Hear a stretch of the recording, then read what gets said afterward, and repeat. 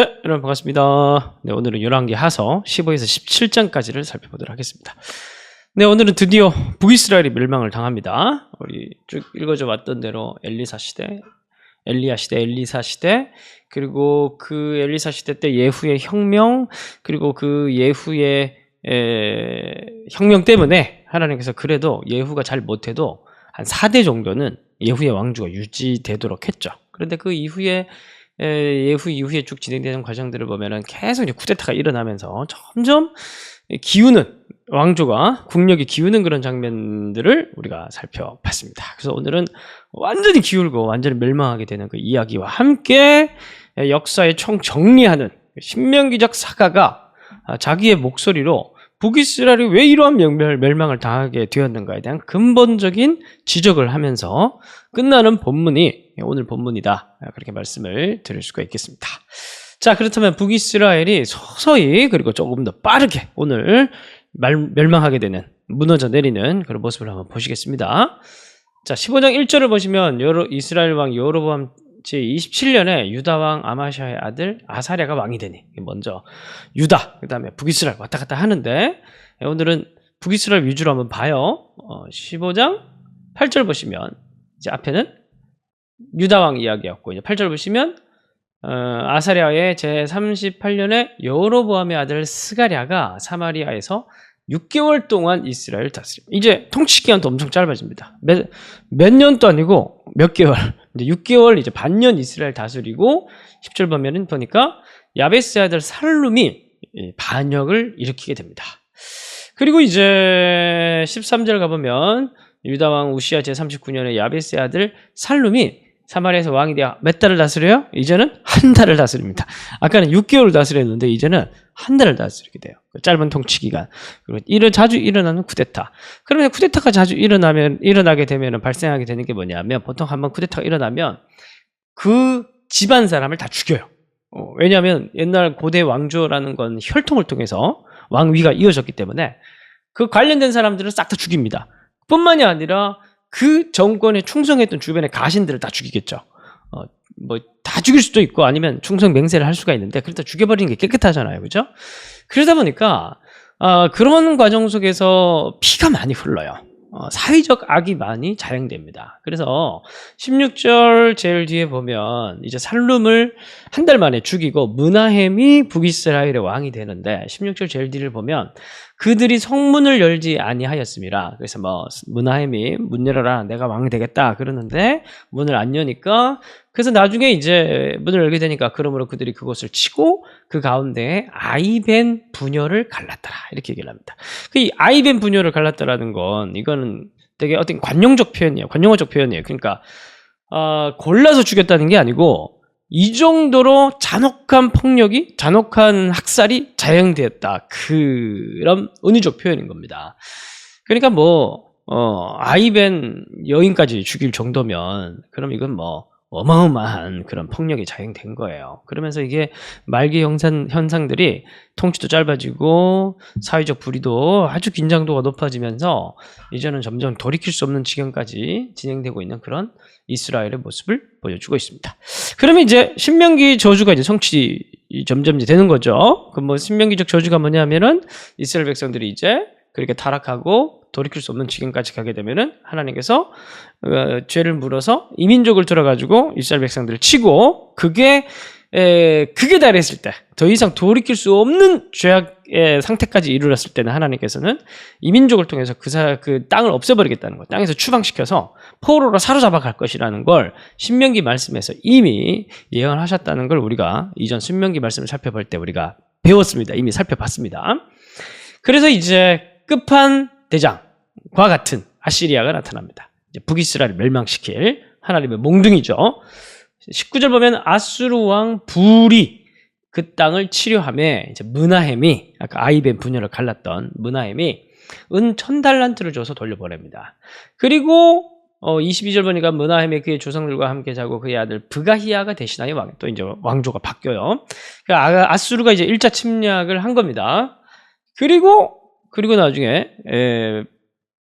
29절을 보면 이스라엘 왕 베가가 아수르 왕 티글랏빌레셋이 와서 이온과 아벨벳, 마아가와 야노아와 게데스와 하솔과 길앗과 갈릴리와 납달리 온 땅, 여기서 나오는 이 성읍들의 이름은 북이스라엘 땅 중에서 되게 큰 성읍들 위주의 그 성읍들이 지금 열거가 되고 있어요. 그래서 온 땅을 점령하고, 그러니까 사마리아 수도를 빼온 나머지 다 점령당한 거예요. 거의 그 정도로 아시리아가 다 점령을 하고, 뿐만이 아니라 그 백성을 사로잡아 아수르로 옮겼다고 합니다.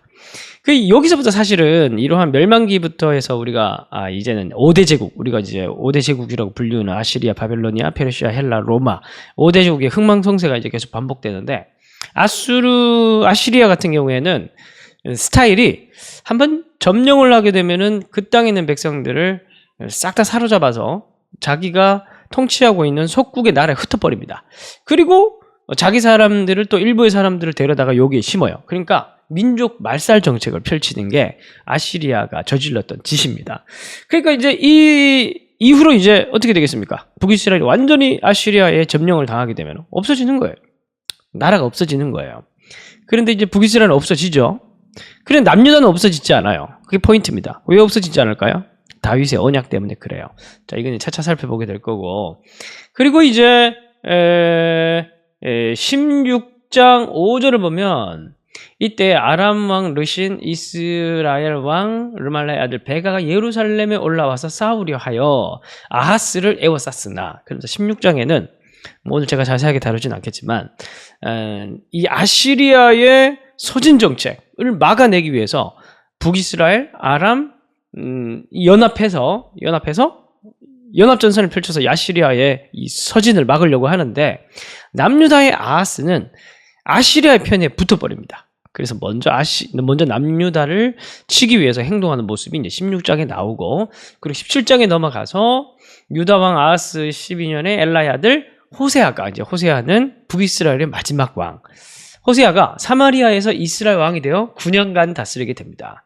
자, 그리고 이제 아시리아에 조공을 바쳐요. 조공을 바치다가 나중에 북이스라엘이 이제 배신을 합니다. 그래서 4절 중간을 제일 뒤를 보면, 아시리아 왕이 호세아가 배반함을 보고 그를 옥에 감금하여 두고, 아수르 왕이 올라와 그 온 땅에 두루다니고 사마리아 올라와 그것을 3년간 에워쌌더라. 이제 그 유명한 사마리아 3년 공성전이 벌어지게 됩니다.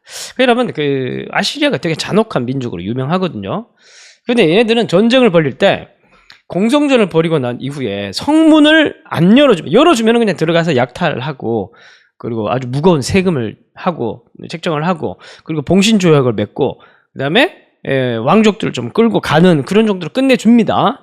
그런데 만약에 문을 걸어 잠그고 공성전에 들어가서 기간이 길어지잖아요. 그러면은 살려두지를 않습니다. 게다가 이제 병사들 같은 경우에는 3년 정도 사마리아 공성전에 들어가면 되게 지칠 거 아닙니까? 그 지치면은 이 병사들을 위로도 해야 되거든요. 그 3년 딱 지나고 성벽이 무너지고 병사들이 들어가면, 그러면 이 승리한 아시리아 군사령관들이 뭐라고 얘기를 하냐면, 백성들에게 역사 기록에 보면 여러분들에게 일주일간 자유를 주겠습니다. 일주일 동안 여러분들이 이 성에서 하고 싶은 건 마음대로 하십시오. 이렇게 일주일간 자유를 선언합니다. 그러면은 거의 뭐 미친 그 짐승처럼 그 병사들이 그 성읍에 들어가서 각종 나쁜 짓을 다 하는 거야. 노략질을 하고 다 초토화시키고 사람들 잡아가고 나쁜 짓을 다 자행하는 거예요.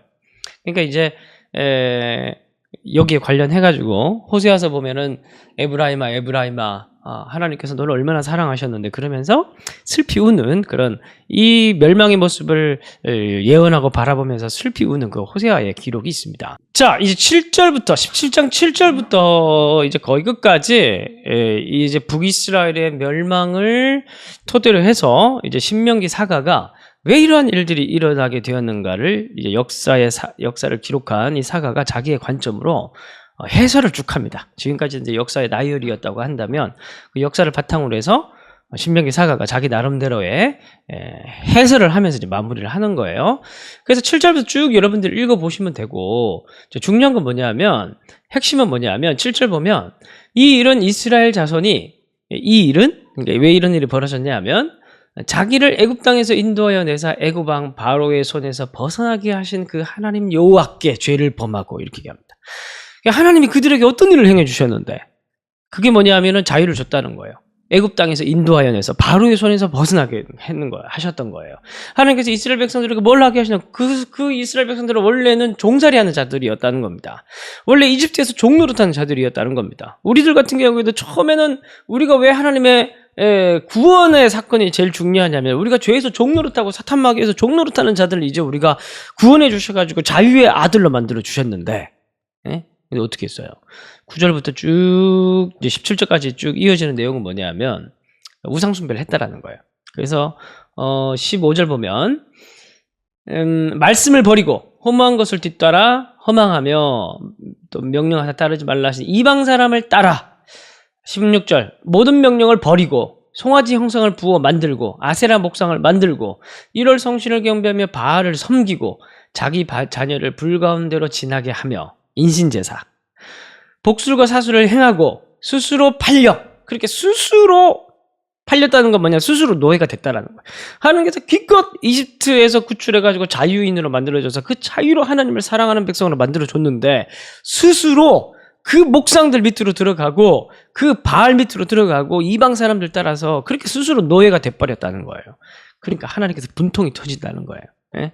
그게 이제 결국 이 사람들의 멸망하게 된 원인이라는 겁니다. 하나님 입장에서는 그런 거죠. 내가 너희들에게 자유를 줬는데 그 자유를 가지고 너희들이 다른 신을 섬기고 우상의 노예가 된다면 그래? 끝까지 그러면 우상 숭배해라. 끝까지 노예가 되라. 그러면서 이방 사람 손에 다시 팔아버린 거예요. 원위치를 시켜버린다는 거예요. 이해가 되세요? 완전히 원위치를 시켜버린다는 거예요. 이집트의 노예나 아시리아의 노예나 너희들의 원하는 거 노예니까 그냥 계속 노예로 살아라. 그렇게 해서 원상태로 복귀시켜버리는 게 바로 이 역사의 근본적인 원인이다. 이렇게 얘기를 하는 겁니다.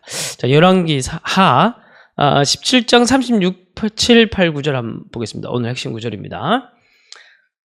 오직 큰 능력과 편팔로 너희를 애굽에서 인도해 내신 여호와만 경외하여 그를 예배하며 그에게 제사를 드릴 것이며 또 여호와가 너희를 위하여 기록한 율례와 법도와 율법과 계명을 지켜 영원히 행하고 다른 신들을 경외하지 말며 또 내가 너희와 세운 언약을 잊지 말며 다른 신들을 경외하지 말고 오직 너희 하나님 여호와만을 경외하라. 그가 너희를 모든 원수의 손에서 건져내리라. 이게 핵심이에요. 시내산 언약의 핵심입니다. 오직 여호와만 경외하고 율법과 계명을 지켜 영원히 행하고 여호와만을 경외하라.